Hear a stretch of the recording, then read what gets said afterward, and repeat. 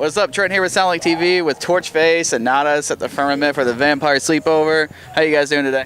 Doing good. Kind of tired. Yeah? A little tired. But yeah. Okay. How about you? Good, man. Just flew in from Houston, Texas, bro. Just tired as well, ready to turn up in Greenville, South Carolina, man. Have you ever played here before? Nah, I played at Charlotte on tour with Torch. Last time we did the Doubt Me Now tour with Omen and Jay Green and all them. That's the last time I've been here, so I'm excited to be here again. Sweet. So you guys are part of the whole like Grim brand and stuff. That's kind of why I want to do this together. You guys are sort of like, you guys do your own thing, but you have this whole like, I guess, thing you do together. So like, talk about the Grim thing, how it came together, especially with you guys being from, you know, kind of like miles and miles away from each other. Well, it pretty much started out like we already kind of had like a unspoken collective with our other homie Bearded Legend, and then we were already working together. He was kind of like a DJ at first, and then he started rapping and shit, so we all just banded together. We had more members and stuff like that at one point, but you know, things happened, but we kind of stuck with it and shit. And so it's Bearded Legend, myself, and NVTVS, and we just been fucking pushing us three as like a collective the whole time. Yeah, you guys have kind of turned it more into from just music into like a brand as well. Like you got the Great Mafia beanie on now. Yeah, man. But yeah, so it's like a clothing line now. You know, you guys have that. So I guess if the music ever went away or something, you still have that name for the music. So what's that like, especially nowadays where music is just basically clothing brands and stuff? So like putting that out there.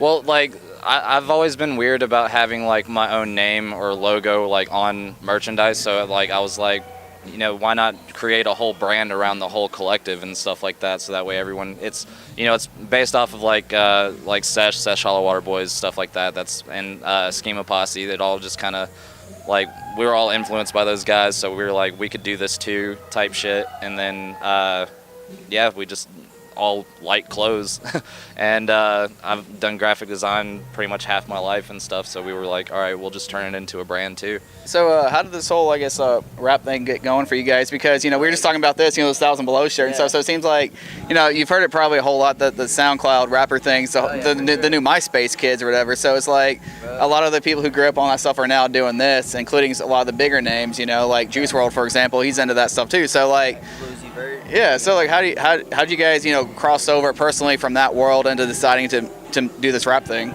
Man, I don't know, man. I was doing the whole rave thing. Like I was DJing and making dubstep, and I was in a group called Villains Dubstep, and I just kind of like saw where that was going. I got really bored with it, and I was really into like Bones and all that, and I was listening to Omen 13.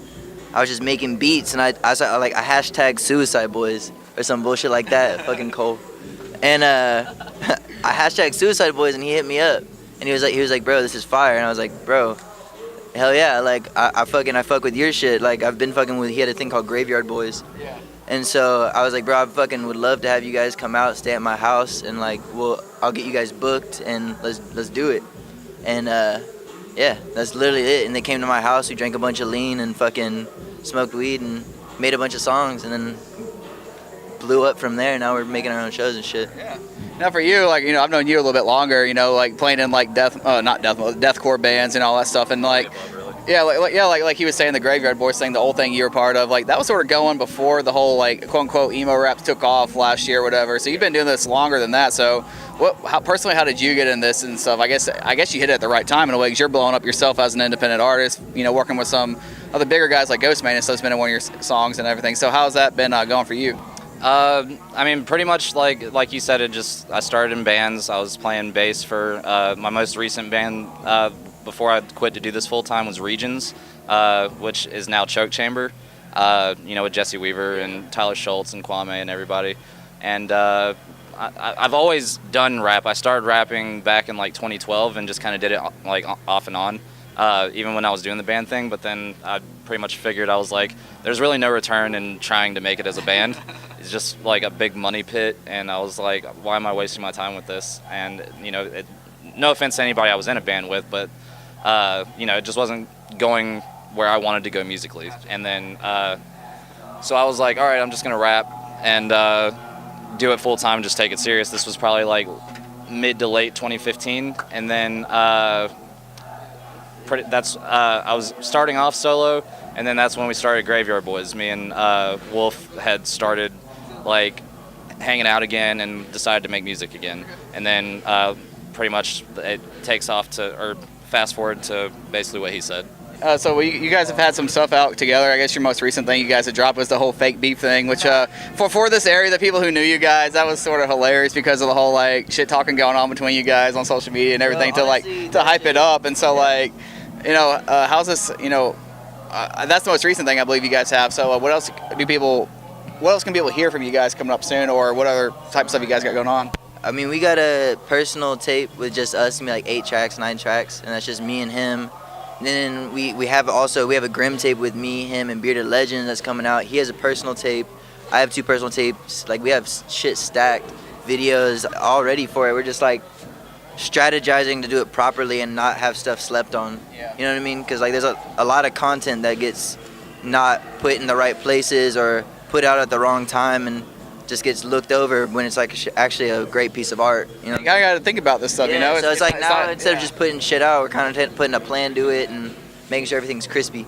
Yeah, everybody thinks it's like sitting at a computer making beats and just mumbling over some words and stuff. That was fun at first. Yeah, That was but now you actually have like a business mind with it. You got to know like the market, you know what to do, when to drop what, and everything. So. Yeah, exactly what you said. All that. So you guys got any more tours coming up in the future that you guys are going out together with? We can talk about. Yeah, next month, May 31st, we got Grimfest LA. Tons of fucking dope artists joining on to that, and it's gonna be a free show too. So like, it's kind of our way of like giving. LA's like everyone's top listener or top city or whatever. So it's kind of our way of giving back to the people who have like supported us. Because I mean, since like I started gaining a little bit of traction and everything, it's always been LA. LA's been like the #1 city like since I've started this. And so yeah, like I said, it's just like our way of giving back and for the culture, all that stuff, and just bring everybody out and get as many heads in there as possible. And then we got a couple other like tours that are up in the air, so like nothing official yet, but discussing a lot of stuff with different people. All right. Well, Torchfvce, Nadas, thanks for your time tonight. Looking forward to you guys see you throw down tonight on stage. Real quick, we just our drip is incredible right now. We're rocking the Mark Martin. Yeah, and he's got the Dale, so it's like, and we both got the track straight. You know, just had to put that one out there real quick.